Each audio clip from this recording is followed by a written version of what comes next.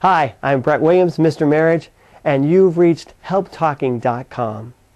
I want to address an article that I keep seeing floating around the internet, and it's an article about the top 5 topics that couples are fighting about. And I really hate this article. I want to fight about this article. Not really. It basically says that the top topic couples are fighting about is money. The second most frequent fight that couples have is about sex. Next would be kids. Next would be work. Next would be chores and responsibilities around the house. And then last on our list are in-laws.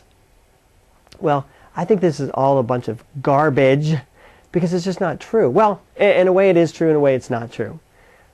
Couples are fighting, and they are fighting about money, and they are fighting about sex, and they are fighting about children, and they are fighting about chores. Those are true. But really, when you listen to the fight, when you really look at the fight, what they're really fighting about, what they're really saying, it all comes down to one fight. And the fight's always about who's right and who's wrong. It's what I call the right fight. Think about it. I'm not fighting about money. What I'm fighting about is the way I see money, or the way I handle money, or the way I want to deal with money, and the way you're dealing with money.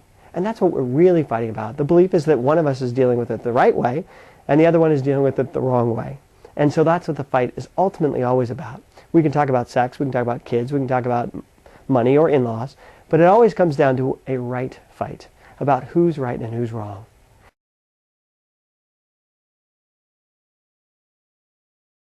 And why this is an important distinction to make is because it is not topic-driven, it is style-driven.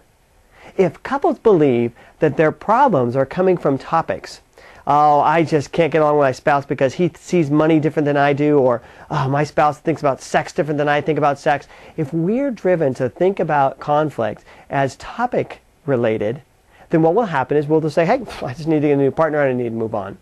And what inevitably happens, and research shows this out over and over again, is that the couple will move on, and now they're not fighting, maybe, they're not fighting about money as they were before, but this time they're fighting about sex. Or this time they're fighting about the children, because now they're a blended family.